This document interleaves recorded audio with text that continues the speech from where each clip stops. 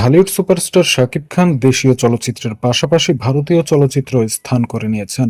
শাকিব ইতোমধ্যেই ওপার বাংলার অভিনেত্রী শ্রাবন্তী, শুভশ্রী, পায়েল, নুসরাত সহ প্রথম সারির বেশ কয়েকজন অভিনেত্রীর বিপরীতে কাজ করেছেন। গত 15ই নভেম্বর মুক্তি পাওয়া দরদে তার নায়িকা ছিলেন সোনাল চৌহান। গত বছর মুক্তি পাওয়া প্রিয়তমা সিনেমায় শাকিব খানের নায়িকা ছিলেন ইধিকা পাল। এখন বরবাদের শুটিং করছেন শাকিব, এ ছবিতেও তার নায়িকা ইধিকা। এবার ঢাকাই ছবির অন্যতম এই শীর্ষ নায়কের সঙ্গে কাজ করতে চান কলকাতার অভিনেত্রী সৌমিত্রিষা কুণ্ডু।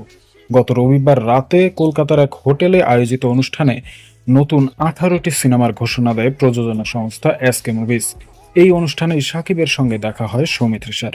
এরপর থেকেই মুগ্ধতা কাটছে না এই অভিনেত্রীর। ভারতীয় গণমাধ্যম আনন্দবাজার অনলাইনে দেওয়া সাক্ষাৎকারে সৌমিত্রিষা বলেন, সাকিব এক ঝলকেই তাকে চিনতে পেরেছেন।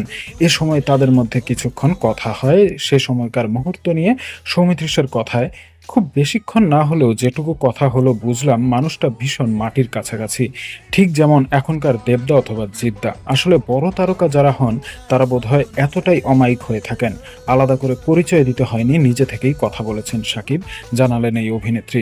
সাকিবের সঙ্গে কাজ করার খুব ইচ্ছা জানিয়ে সৌমিত্রিষা বলেন, তার সঙ্গে কাজ করার খুব ইচ্ছা আমার, তবে সে নিয়ে এখনই কোনো কথাবার্তা এগোয়নি। অভিনেত্রী আরো বলেন, আমি শাকিব খান থেকে শাহরুখ খান সবার সঙ্গে কাজ করতে চাই। তাদের সঙ্গে কাজ করতে পারা তো জীবনের এক একটা অভিজ্ঞতা। সৌমিত্রিষা ভারতীয় টিভি সিরিয়াল মিঠাই ধারাবাহিকটিতে দ্বৈত চরিত্রে অভিনয় করে ভারতের পাশাপাশি বাংলাদেশেও ব্যাপক পরিচিতি পান। ইতোমধ্যে টিভি সিরিয়াল ও সিনেমায় অভিনয় করে দুই বাংলার দর্শকদের কাছেও পরিচিত মুখ হয়ে উঠেছেন তিনি। এছাড়া সৌমিত্রিষাকে প্রধান সিনেমায় দেবের বিপরীতে দেখা গেছে।